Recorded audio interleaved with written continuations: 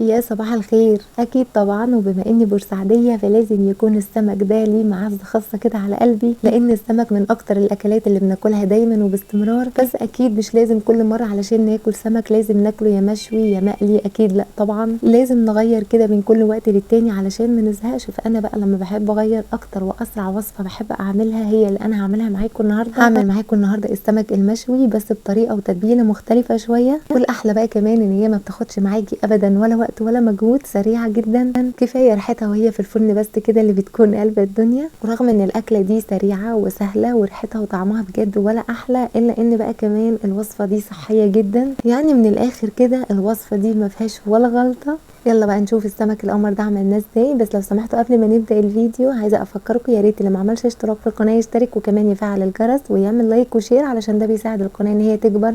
ويلا نقول بسم الله ونشوف هنعمل ايه. اولا كده طريقه النهارده دي تقدري تستخدميها في اي نوع سمك انت بتفضليه، يعني مش شرط خالص نوع السمك اللي انا هستخدمه، هي بتبقى حلوه مع كل انواع السمك. انا استخدمت نوع السمك ده، احنا كبورسعيديه يعني بنقول عليه شبار، بس هو الاسم الاشهر ليه البلطي. انا بقى كنت متبلاها قبلها بيوم بالليل بصراحه على اساس ان انا مش هصور لان كنت تعبانه شويه، بس لما قمت تاني يوم لقيت نفسي احسن شويه فقلت ان انا اصور بقيه الوصفه. هي التتبيله بتاعته ما فيهاش اي حاجه خالص صعبه، هي بالظبط كانك هتتومي السمك علشان تقليه. الخلطه بتكون عباره عن للكميه اللي انا استخدمتها دي اللي هي 8 سمكات، استخدمت معلقه ونص كبيره من الثوم المفروم الناعم، وحطيت عليها ملح وطبعا حسب الرغبه، معلقه صغيره مليانه من الكمون، معلقه صغيره مليانه من الكزبره الجافه، معلقه صغيره مليانه من توابل السمك، نص معلقه صغيره من الكاري، وعصرت عليهم ليمونتين وتبلت بيهم السمك. بس حاجه مهمه جدا لازم تعملي فتحات في السمك كده زي ما انا عامله علشان السمك يشرب التتبيله كويس جدا. وانا بحب اتبل السمك واسيبه ليله في التلاجة. الخطوه دي طبعا اختياري بس انا بحب اعملها بصراحه علشان السمك يتشرب حلو جدا من التتبيله. والخلطه بقى اللي انا هحطها على السمك استخدمت فيها بصلايه يكون حجمها كبير، وقطعت البصلايه لشرايح رفيعه، واستخدمت كمان حبيتين من الطماطم قطعتهم لمكعبات صغيره، وحبه من الفلفل الرومي قطعتها لشرايح، وحبه كمان من الفلفل الاخضر الحار وده طبعا اختياري، واستخدمت كمان حبيتين من الليمون. بس على فكره الخلطه دي الكميه فيها بتكون حسب الرغبه، يعني لو تحبي تزودي في الكميات او بتحبي الخلطه دي تكون كتير شويه بحيث ان انت تغمسي بقى بيها عيش او تحطيها على الرز بتكون حلوه جدا، فطبعا دي بتكون حسب الرغبه. وهتبل بقى الخلطه دي بملح، نص معلقه صغيره من الفلفل الاسود، معلقه صغيره مليانه من الكمون لان طبعا السمك بيحب الكمون، معلقه صغيره مليانه من الكزبره الجافه، معلقه صغيره من الكاري، معلقه صغيره من البابريكا، معلقه صغيره مليانه من توابل السمك، وبعدين هعصر عليهم حبيتين الليمون وبس كده. وهي دي التوابل اللي احنا هنحطها على الخلطه. وكمان اختياري هحط معلقتين 3 كده من الزيت، لو مش عايزه تحطي مفيش مشكله.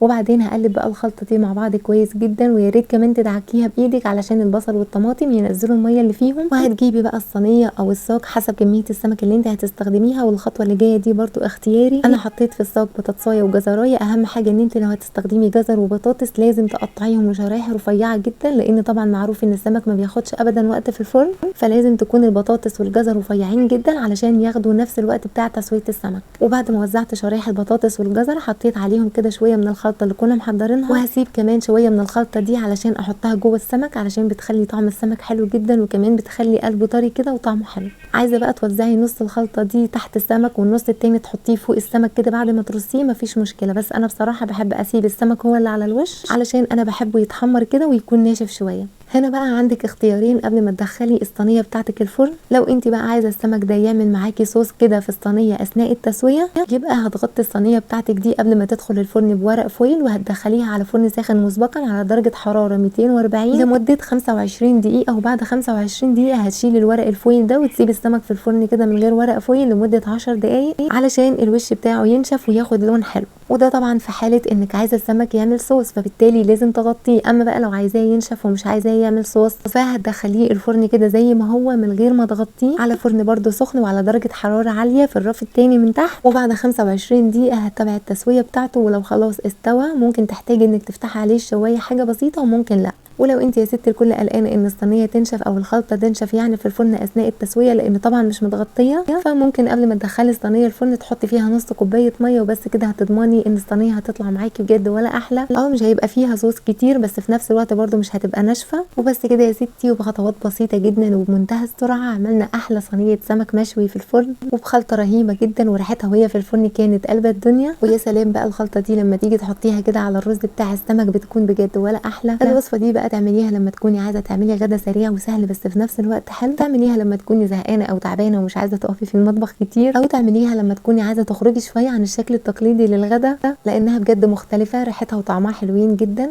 اوعدك انك لو جربتي السمك بالطريقه دي مش هتبطلي تعمليه ابدا. وزي ما قلت لك الخلطه دي تنفع مع اي نوع سمك. جربي السمك بالطريقه دي وانا واثقه ان شاء الله ان هو هيعجبك. كده الفيديو بتاعنا النهارده خلص، نتقابل على خير ان شاء الله في فيديو جديد. اسيبكم في امان الله وحفظه. بس لو سمحتوا ما تنسوش لو انتوا استفدتوا من الفيديو ده ولو بحاجه بسيطه ما تنسوش تعملوا الخير النهارده وتدعموني بالاشتراك في القناه، وكمان ما تنسوش تفعلوا الجرس، تعملوا لايك وشير. ربنا يحسن ما بين ايديكم، بحبكم في الله.